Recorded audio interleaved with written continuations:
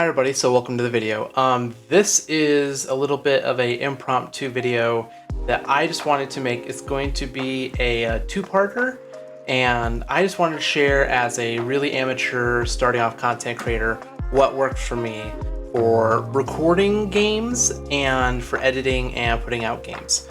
So first, in this video I'm going to show you how I record my games with OBS Streamlabs. And it'll be different for everybody, but these are the things that work best for me. And yeah, let's get to it. So what we're gonna do first is right click on the Streamlabs OBS program and run as admin. That will give it priority processing over everything else that you are currently doing on your PC.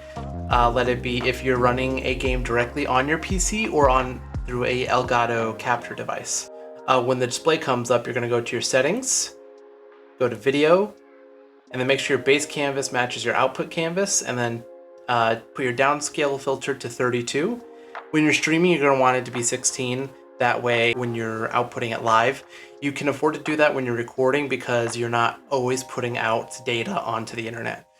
And then you're going to want your FPS type to be common FPS and 60 for the value. So after we're done with the video settings, we're going to go to output and then go to recording. The type is going to be standard, and then you're going to make a pathway to where your videos are going to go after you're done recording. So I suggest making a pathway on your internal hard drive, because if you make it to an external hard drive, it can come out shaky. That's what happened to me, at least. So I would suggest doing it to your internal drive and then copying and pasting whatever footage you have onto an external drive.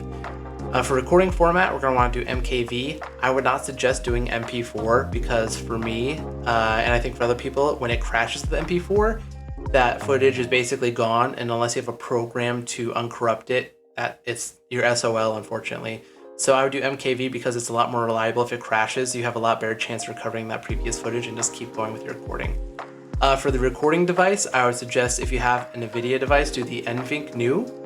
If you don't, you'll have to do X264, which is your CPU, which that's going to put a lot more stress on your CPU, by the way. So just always make sure to keep an eye down here on your CPU usage and your FPS.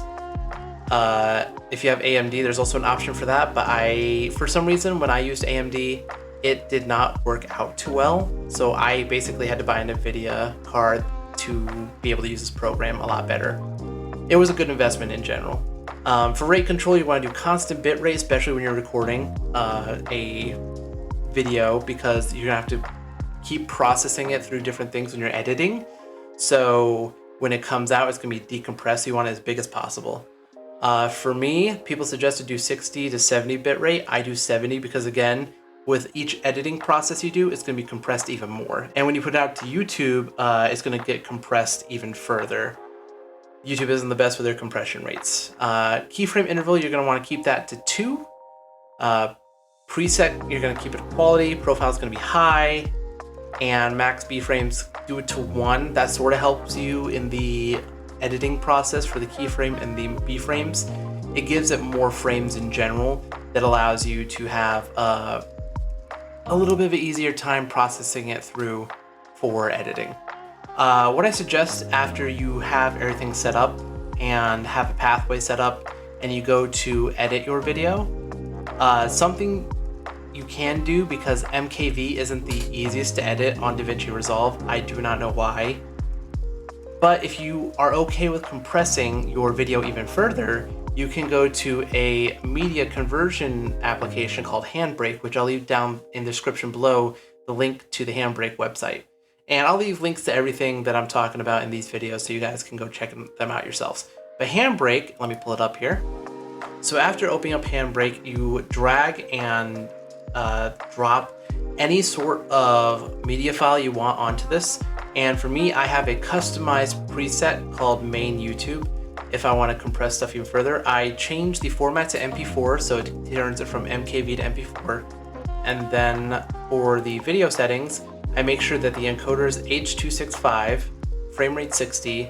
I make sure the encoder preset is the slowest. That means it'll give you the most highest quality of compression.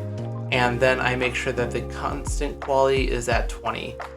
This is sort of the equal of having it processed to 60 to 70 CBR. which equals to 60,000 or 70,000 CBR. And then after, when you're ready to encode it, you just hit start encoding and it will automatically start going. So yeah, that's how I record my YouTube videos. In the next one, I'm going to show you how I edit my YouTube videos and how I have a little trick that I do in DaVinci Resolve that allows me to get a higher encoder rate on YouTube while not having a large subscriber count.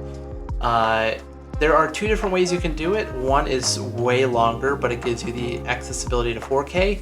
The other one gives you pretty much 1080p, but it allows you to trick the system and again allows you to have a higher encoding process.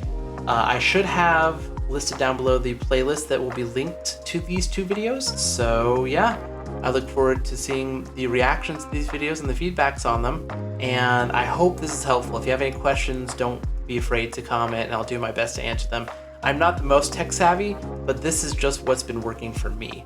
So I just wanted to share what my formula is and get it out there. So look forward to seeing you in the next one, and this is Cyber Warlock signing off. See you later.